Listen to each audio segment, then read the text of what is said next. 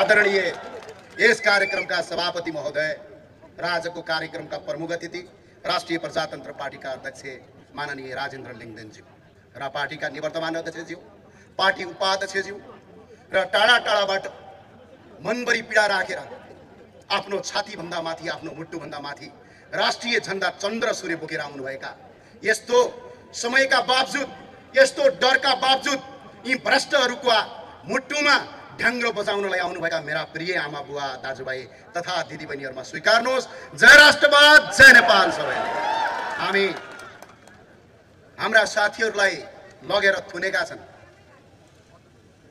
17,000 मार्छु भन्ने 5,000 को जिम्मा लिनेले मञ्चमा बसेर भाषण गर्छन्, राजावादीले हिंसा गरे रे। अहिले प्रमाणित भयो सरकारी सम्पत्ति तोडफोड गर्ने, जडीबुटीमा आगो लाउने माओवादीको कार्यकर्ता भएको आज पुष्टि भएको छ। तपाईहरुका साथ यस्ता भिजिलान्तीहरू प्रयोग गरेर झुटा मुद्दा लगाएर हाम्रा साथीहरूलाई थुनिएको छ। पार्टीका उपाध्यक्ष रविन्द्र मिश्र, माननीय सांसद डाक्टर धवल शमशेर राणा, पशुपति खड्का लगायत राष्ट्रवादी साथीहरूलाई थुनिएको छ। म सरकारलाई अपील गर्न चाहन्छु, अनुरोध गर्न चाहन्छु, झुटा मुद्दा लगाएर थुन्ने कोसिस नगरियोस्। यदि यो कोसिस भयो भने आज बल्खुमा लाखौं, भोलि देशभरि हजारौं जनताले तिमीहरूको घर घेर्नेछन्। त्यो दिन तिमीहरू भागेर काम गर्छ। यी झुटा मुद्दा तत्काल फिर्ता गरियोस्। म आज यो विद्रोह किन भयो, यो विद्रोह किन आवश्यकता भयो भनेपछि अहिले यी नेताका छोराछोरी हेर्नुस् त एकछिन। एकजना कोही नेताको छोराछोरी नेपालको क्याम्पसमा पढ्छ? जनताका छोराछोरी क्याम्पसमा पढाएर राजनीति गराएर त्यही क्याम्पस बन्द गराउँछ। म आज सोध्न चाहन्छु, कति भ्रष्टाचार गरेको? लाउडा काण्ड कहाँ गयो? धमिजा काण्ड कहाँ छ? चेजेर काण्ड कहाँ छ? चाइना साउथ काण्ड कहाँ छ? एयरबस काण्ड कहाँ छ? घोटाला, सुडान घोटाला, ओम्नी प्रकरण, Budhi Gandaki, white body, Gokarna resort, 70 करोडको सेक्युरिटी पिरियड अडियो काण्ड, नक्कली भुटानी शरणार्थी, ललिता निवास, 60 केजी सुन, 9 केजी सुन, सहकारी काण्ड, त्यसैगरी सर्प काण्ड, टेरामेक्स काण्ड, भिरकुटी मण्डपको भ्रष्टाचार, एनसेल काण्ड, नेपाल ट्रस्टको जग्गा काण्ड, मेलम्चीको खानेपानीमा भ्रष्टाचार, बालुवाटारको जग्गा कर्लप्पै खाने काण्ड, क्यान्टनमेन्टको घोटाला, एमसीसी का दलाल, नेपाल स्काउटको जग्गा बेची खाने अपराधी चोर फटा। त्यति मात्र होइन, यहाँका नेवार समुदायको गुठी बेचेर खाने यी दलालहरूले गुठी काण्ड र अहिलेको प्रधानमन्त्रीको गिरिबन्धु टी स्टेट काण्ड। त्यति मात्र होइन, कम्बोडियामा पैसा लुकाउने काण्ड। यसका साथ यदि काण्डको छानबिन गर, दोषीलाई कारबाही गर। अख्तियारका प्रमुखलाई मेरो अपिल छ, पार्टीका कार्यकर्ताको हल्लुने कार्यकर्ता नबन। अख्तियार प्रमुखज्यू तपाईलाई अपिल छ। होइन भने राष्ट्रिय प्रजातन्त्र पार्टीले मात्र होइन, यो राष्ट्रवादीहरूले यो शक्ति अगाडि बढायो भने यी काण्डका नाइकेलाई जेल हाल्छौं, थुन्छौं र यिनको जमानत सर्वोच्च हरण गर्छौं भनेर हामी यो आन्दोलनमा अगाडि बढेका छौं। धेरैले भन्ने गरे आज देश बेरोजगारी छ, 80 लाख भन्दा बढी युवाहरूको देशमा काम गर्न बाध्य छ, देशमा भ्रष्टाचार गरेको छ, लुटेको छ। आवाज उठायो भने कुली हान्न आउँछ।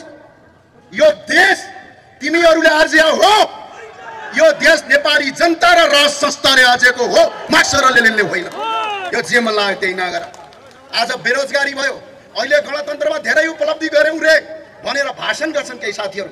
म सोध्न चाहन्छु, भिरकोटी कागज कारखाना खै, हरिसिद्धि टेक्सटाइल खै, बाँसबारी छाला जुत्ता खै, बालाजु कपडा उद्योग खै, काँचो छाला संग्रहण केन्द्र खै, नेपाल क्युब आयल खै, नेपाल जुट विकास केन्द्र खै, सुर्ती विकास कम्पनी खै, नेपाल ढरोट कारखाना खै, नेपाल रघुजी जुट मिल खै, नेपाल चिया विकास लिमिटेड खै, नेपाल कृषि आयोजना खै, विराटनगर जुट मिल खै, हिमालयन सिमेन्ट उद्योग खै, घरेलु शिल्पकार बिक्री खै, नेपाल कोल लिमिटेड खै, हेटौडा कपडा उद्योग खै, नेपाल यातायात संस्थान खै, बुटोल पावर कम्पनी खै, बिरगन चिनी मिल खै, कृषि औजार खै, भक्कपुर इटा कारखाना खै, लुम्बिनी चिनी मिल कारखाना खै, नेपाल रोजिन टर्मेन्टाइन खै, कृषि चुन उद्योग खै, नेपाल डिलिङ कम्पनी खै, नेपाल दूरसञ्चार कम्पनी खै, हुँदा हुँदा काठमाडौँमा चल्ने टर्ली बस खै, कहाँ बेचेर खायौ? यसको हिसाब किताब चाहिन्छ। आज युवालाई कल कारखाना बन्द गर्ने, उद्योग बन्द गर्ने, बम पट्काउने, आफ्ना छोराछोरी विदेश पठाउने, जनताका छोराछोरी नेताका छोरी युरोप अमेरिका, जनताका छोराछोरी खाडी पठाउने अनि यहाँ आएर भाषण गरेर देशलाई बर्बाद पार्ने यी लुटेराहरूका विरुद्धको आन्दोलन हो। यो उठ्छ यसका साथ। यो 16 वर्षमा यिनीहरूले 14 वटा सरकार फेरे, 1000 मान्छे मन्त्री भए, 3000 करिब सांसद भए, 31 वटा प्रदेश प्रमुख भए, मुख्यमन्त्री भए, 30 वटा प्रदेश प्रमुख, 3टा राष्ट्रपति, 3टा उपराष्ट्रपति, गाउँ-गाउँमा छोटे राजा बनाएर यो देश लुट्ने यी लुटेराहरूको विरुद्धको आन्दोलन हो। यो कुरा गर्दा एकजना मान्छेलाई रोजगारी दिन सकेका छैन अनि भन्छन् के थाहा छ, म आज सोध्न चाहन्छु यो आमसभालाई, 25 वटा केन्द्रीय अस्पताल राजाले बनाइदिनु भयो, तपाईँले बनाएको हो कसैले? टिचिङ यिनीहरूले बनाएको हो, पाटन यिनीहरूले बनाएको हो, 5 वटा विकास क्षेत्रका क्षेत्रीय अस्पताल यिनीहरूले बनाएको हो, 75-57 वटा जिल्ला अस्पताल यिनीहरूले बनाएको हो।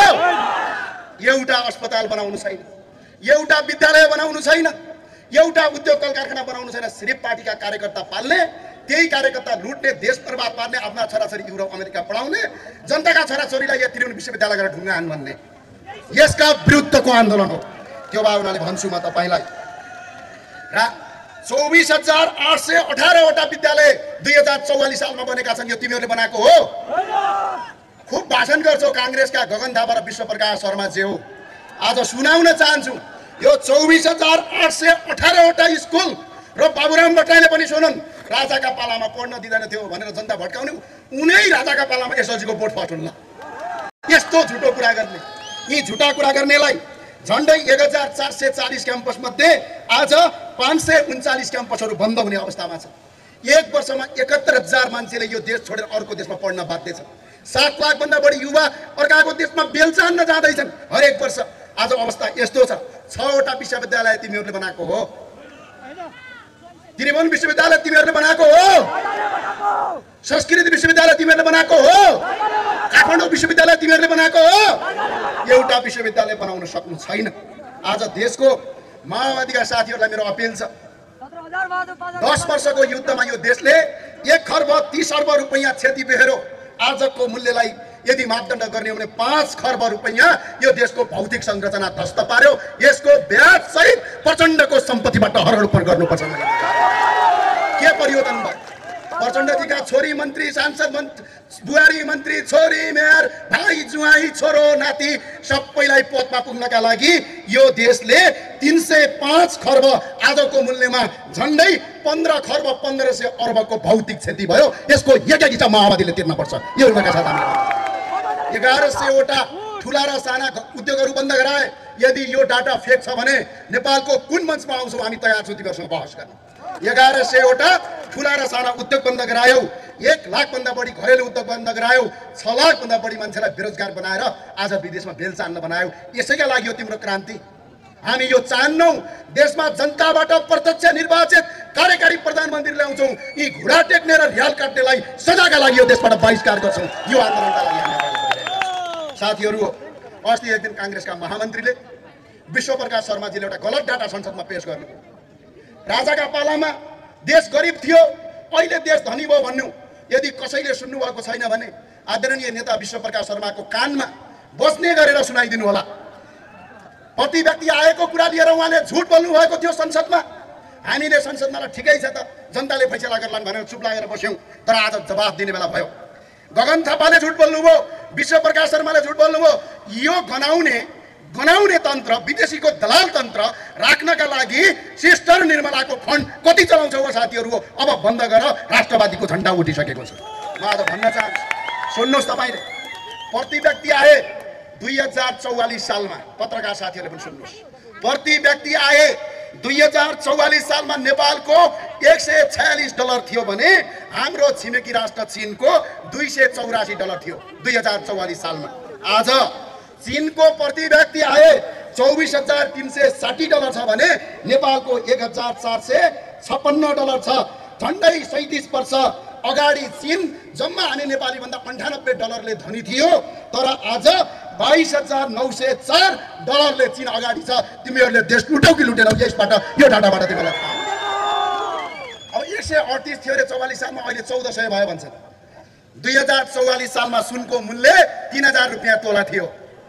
अहिले सुनको मूल्य 1,73,000 रुपैयाँ छ।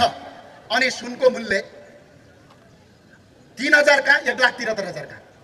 जम्मा चाइना $98 अगाडि थियो, अहिले $22,000 अगाडि छ। देश तिमीहरूले बर्बाद पार्यो कि पारेनौ? विश्व गगनहरू पार्यौ देश बर्बाद। र अर्को आज $1 बराबर नेपाली कति रुपियाँ हुन्छ? 137 रुपियाँ 58 पैसा हुन्छ। तर 2044 सालमा $1 बराबर 22 रुपियाँ 27 पैसा नेपालको करेन्सी थियो। यो इतिहास पढ्न सक्दैन भने हेर, तर जनतालाई झुटो बनाएर तिम्रो यो लुटतन्त्र टिकाउने कोसिस बन्द गर। म यही अपिल र अनुरोध गर्न चाहन्छु र भन्न चाहन्छु, म अपिल गर्न चाहन्छु।